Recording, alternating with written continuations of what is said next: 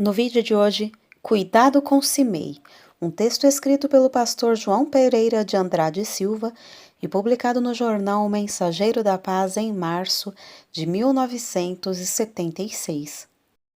Seja bem-vindo ao Diário Pentecostal Historiando, análise histórica e crítica sobre o movimento pentecostal brasileiro. Se inscreva no canal e siga nossas redes sociais. O povo que não conhece a sua história está condenado a repeti-la. Eis que também contigo está Simei, filho de Gera, filho de Benjamim, de Baurim, que me maldisse com maldição atroz no dia em que eu ia a Maanaim. 1 de Reis 2:8.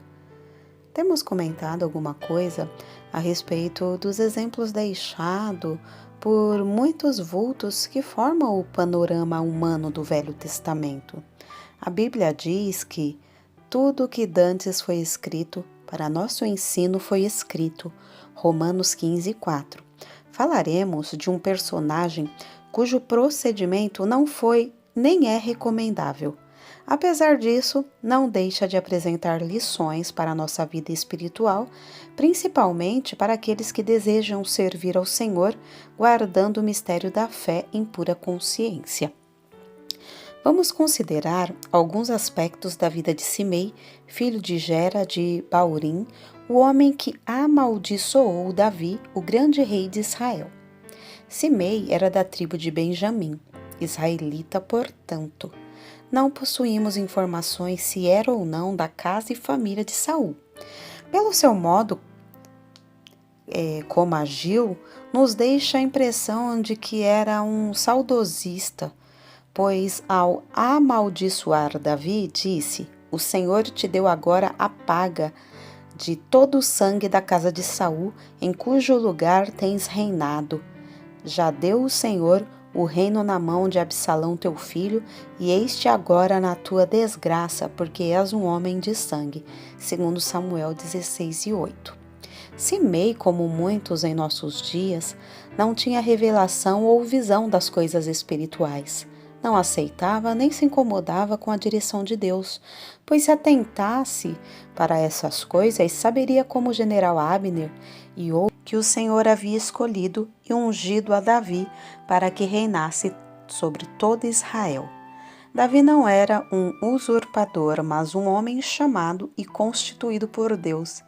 Entretanto, para homens carnais, ambiciosos e politiqueiros, essa questão de direção ou revelação de Deus não significa nada.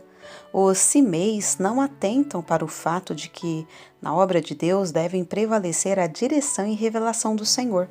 Muitos vivem à procura de um lugar à direita ou à esquerda, não importa, desde que tenham posição, e para consegui-la, amaldiçoam companheiros, negando-lhes as qualidades espirituais que os capacitam.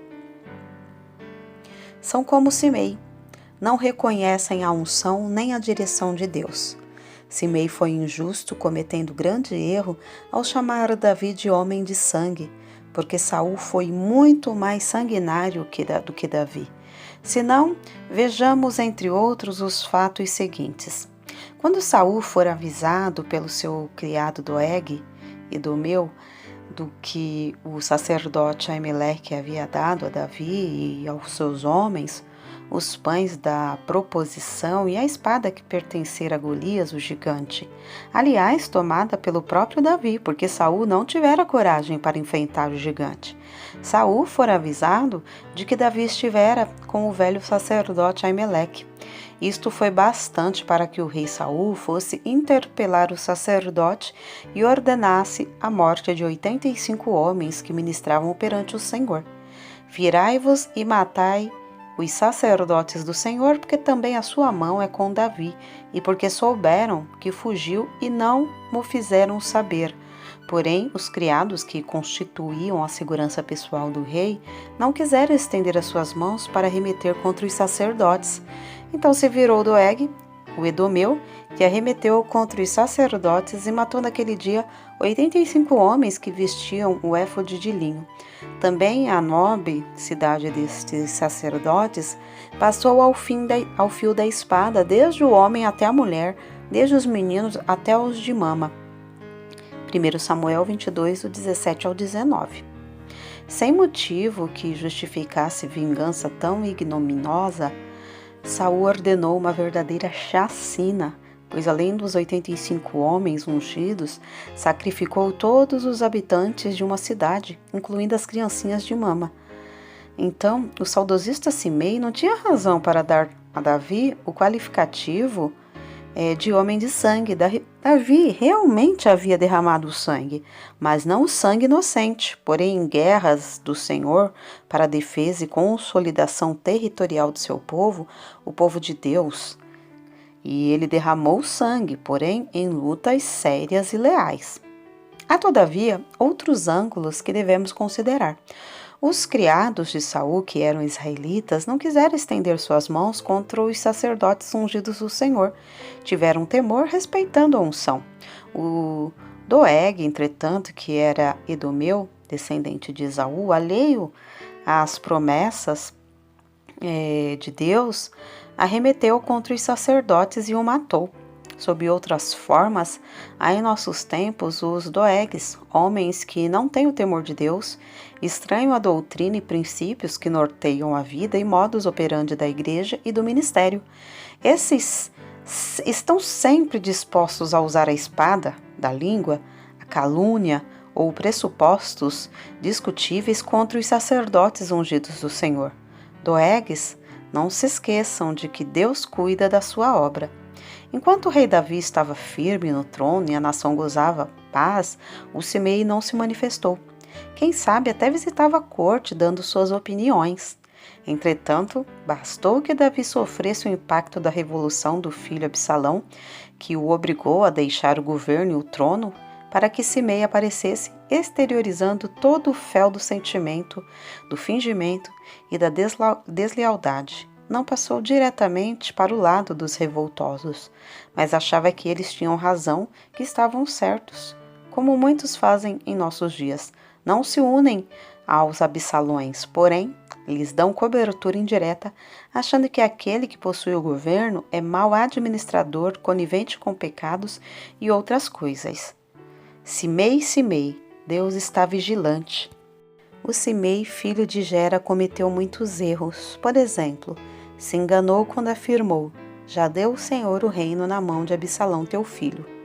Todavia, o Senhor não havia dado o reino a Absalão, nem lhe deu depois, porque o Senhor não dá reinos a Absalões. Estes sempre procuram tomar os reinos utilizando argumentos subreptícios. Sabemos que após a derrota de Absalão, Simei foi dos primeiros a ir ao encontro de Davi, quando este voltara para Jerusalém e ao governo. Pediu perdão, confessou o pecado, prometeu lealdade, até conseguiu que Davi o perdoasse e lhe poupasse a vida. Passaram-se os tempos, e Davi, antes de morrer, o recomendou a Salomão, seu filho e sucessor. O novo rei era homem sábio e prudente. Tratou dos casos de Adonias e Joabe, e quanto ao sacerdote Abiatar, seguidor de Adonias, Salomão o mandou para Anatote, para seus campos. Chamou também a Simei, recompensando-lhe para que viesse residir em Jerusalém e que não saísse da cidade. Simei, muito cordato e humilde, aceitou e até achou boa aquela palavra. Porém, se esqueceu da recomendação do rei e saiu para buscar seus servos. Foi o último de seus erros, pois este custou-lhe a vida. Assim sucede com todos aqueles que não andam em sinceridade, que usam de engano, que não respeitam as dignidades, que falam coisas perversas, que não temem a Deus nem a sua palavra. Que o Senhor nos guarde dos Simeis e do seu modo de agir.